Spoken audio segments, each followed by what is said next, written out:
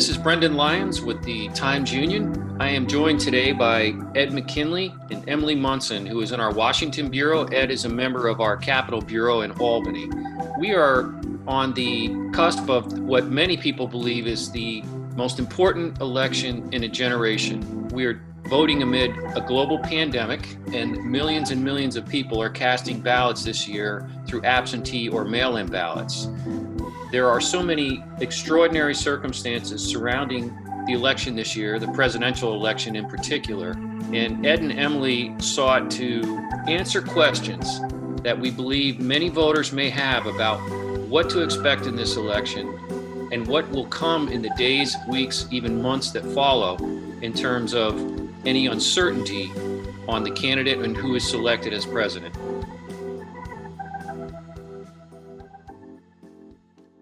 Guys, I'm going to start off and you jump in and answer them as you see fit.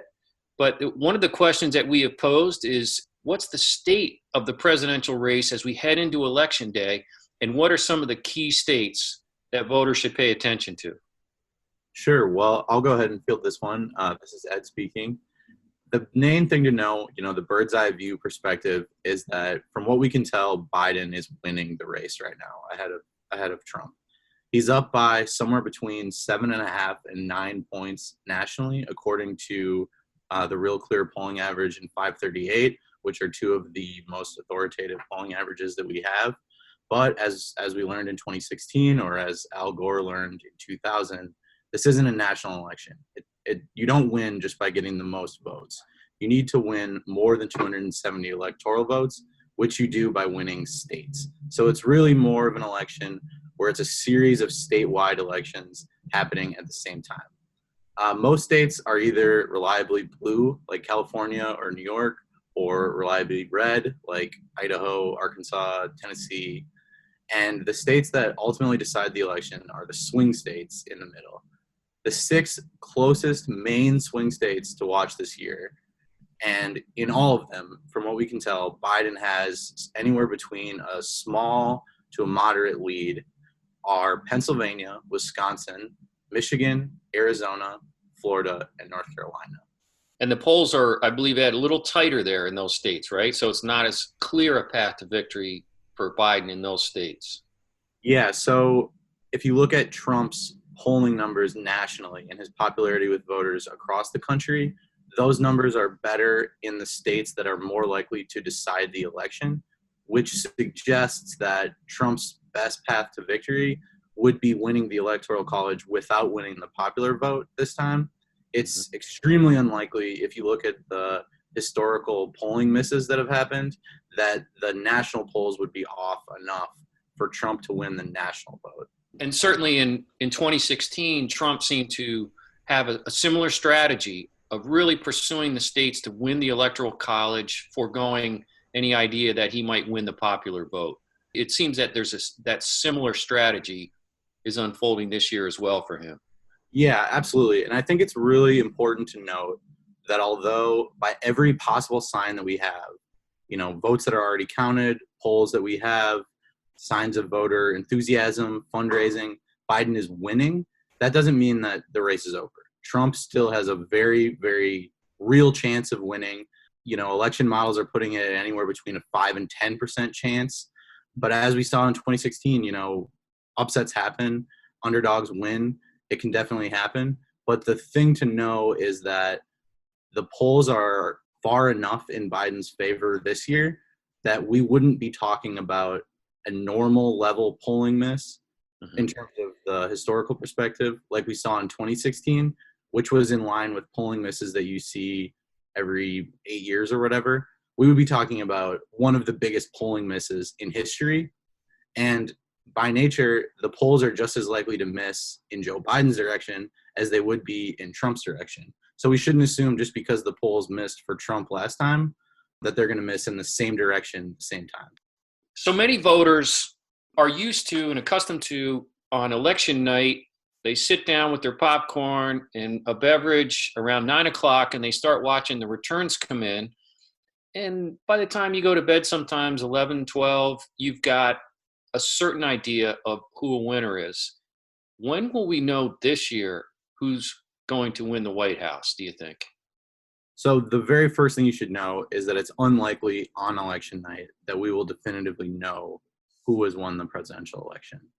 There will be signs earlier in the night.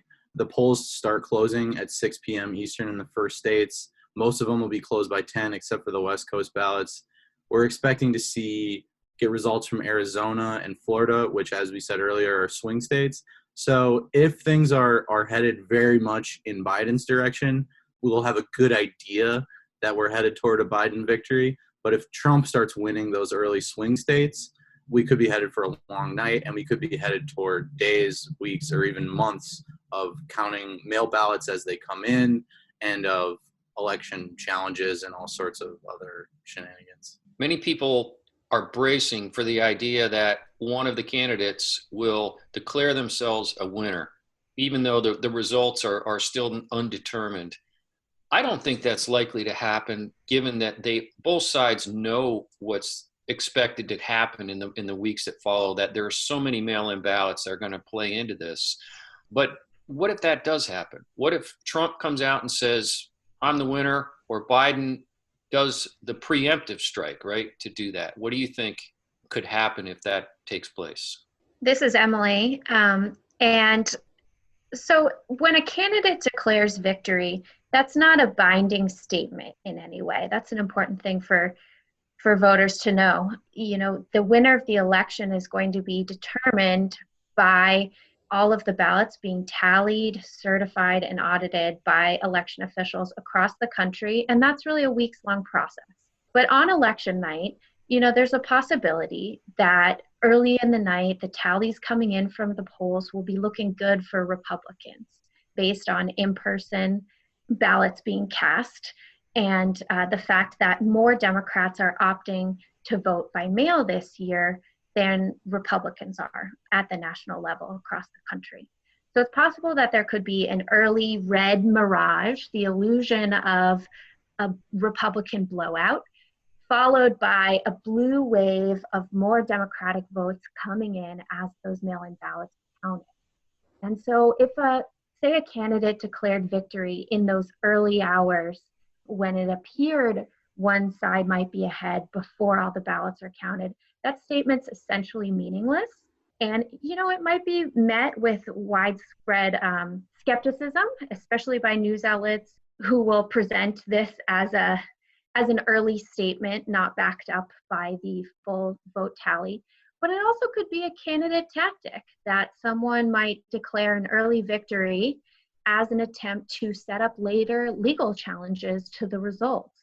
President Donald Trump, for example, has already said he doesn't think ballots should be counted after Election Day. But in many places, absentee ballots will be counted for days after Election Day. And so a statement of early victory could be part of his legal strategy to make challenges to results later down the road, and generally sow doubts about the result of the election. One important thing to know, too, is that it's not unique to 2020 that ballots will need to be counted in the days or even weeks after the election. States with a lot of mail-in votes in the past, California in 2018, it took a while to count a lot of votes, for instance. It happens. And the votes that are counted later, some will attempt to frame them as flipping the election result, as though the election result had been decided on election night, and the legitimate votes that are not counted until later had changed the result. But the truth is, we don't have a result until we count all legitimate votes. No result exists until we know what the final picture is. So it's not flipping it, it's just filling in that picture. So does the president oppose counting votes after Election Day, or counting votes that are received after Election Day? I think it's fair to say the president has generally supported the more restrictive possible interpretations of election laws throughout this election cycle. He's sort of framed it as more expansive access to voting, be it through mail or early voting, is led by Democrats in order to benefit themselves electorally, while he has supported more stringent restrictions on, you know, making sure that all votes are thoroughly vetted and delivered in the most specific way. Trump on Wednesday said, quote, hopefully the few states remaining that want to take a lot of time after November 3rd to count ballots, that won't be allowed by the various courts. So he's made multiple statements, both in person and on Twitter, suggesting that states should not be allowed to count ballots after Election Day, which in fact is a normal part of the electoral process. Often counting ballots takes time beyond Election Day. Okay, we're going to take a short break and we'll be right back.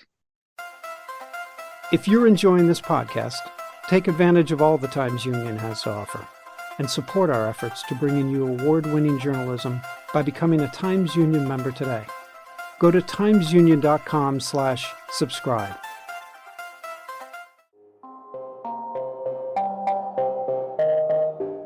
Hi, I'm Casey Seiler, editor of the Times Union. Join us for an ongoing discussion on major developments in the saga of Keith Raniere, co-founder of NXIVM, the shadowy upstate New York organization at the center of the explosive federal investigation that resulted in his conviction on charges of extortion, sex trafficking, and more. We talk to former members of NXIVM, discuss the latest news, and preview the likely next twists in this bizarre and disturbing story. You can find NXIVM on trial at timesunion.com or wherever you listen to podcasts.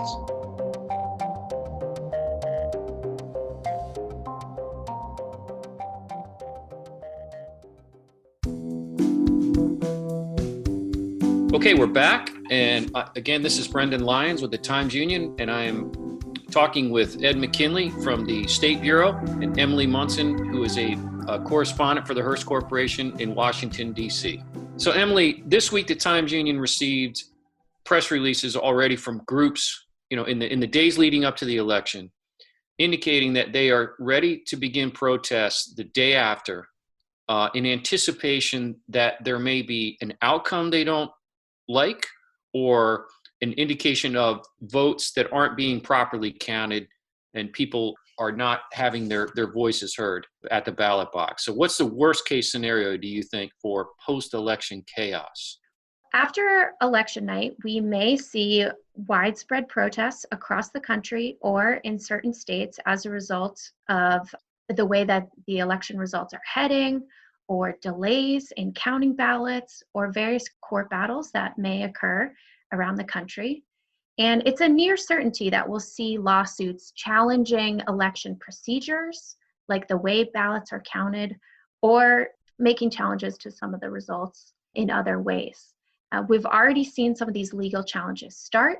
For example, the Supreme Court has had 3 recent rulings that affected when absentee ballots can be counted based on when they're received. In Pennsylvania and North Carolina, the Supreme Court ruled that absentee ballots can be counted in those states after Election Day, as long as they're postmarked by Election Day. But it made a different decision in the case of Wisconsin, and that decision decided that no absentee ballots received after Election Day will be counted in that state. So we're likely to see many, many more lawsuits. And in a final scenario, which is less likely than the other 2 that we've just discussed, is if neither presidential candidate wins 270 electoral college votes. That's the magic number that you need to win to assume the presidency. Or if results of the popular vote are still unclear on December 14th, which is the day that state electors get together, meet, and cast their ballots, then one or more state legislatures could theoretically decide how their state's electoral college votes should be cast. Now, the state legislature would make the decision about those electoral college votes, and then it would be the job of the newly elected Congress to accept those electoral college votes when they gather in January. And the House would take jurisdiction over holding a vote to accept the electoral college votes for the presidency, and the Senate actually oversees the vice presidency. And there's a whole kind of complicated process about how this would work. In the House, state delegations are really key in this. So having representatives hold a majority of states by party, so Democrats or Republicans is a key. You may have heard comments from Speaker Nancy Pelosi about that. And in the Senate, each senator has one vote. So probably don't need to get farther into that at that point, but that could be an unlikely but possible scenario after Election Day if no one wins an electoral college majority. That probably should have gone in the nightmare scenario. Right on. So Ed, there are different scenarios that could unfold after this election. One is that Trump retains his presidency, but he loses the Senate, and therefore he has an entire Congress that would be pitted against him.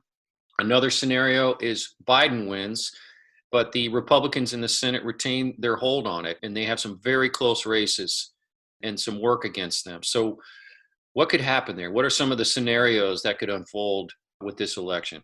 Well, the short answer is that the House is going to stay blue, almost for sure. The Democrats took a pretty wide majority in 2018, and it's very, very unlikely. Really, no one is anticipating that the Republicans have any chance of making up the 30-ish seats that they would need to. And a lot of election modelers are expecting the Democrats to possibly even take another couple seats. So really the focus in terms of Congress for this election is on the Senate. In the Senate, the Democrats are down 3 seats, so they either need to flip 4 seats or flip the 3 and then the presidency because the vice president breaks the ties. They have a bit of an advantage going in because there are 23 Republicans who are up for re-election this year and only 12 Democrats, which means that the Republicans have to defend more seats than the Democrats, giving the Democrats more spots to flip seats. There are a number of close races, Alabama, Michigan, Maine, Iowa, Montana, North Carolina, South Carolina, Colorado, and then 2 in Georgia. So ultimately, it's going to come down to a bunch of coin flip races or races where someone has a slight lead, and it's hard to tell how that might play out. If you look at different models or even at betting markets, they expect the Democrats to have more of a likelihood than the Republicans to go into next year having the control of the Senate. And one thing to know is that it's very unlikely that Democrats would perform well enough in this election to win back the Senate and Joe Biden would not be elected president.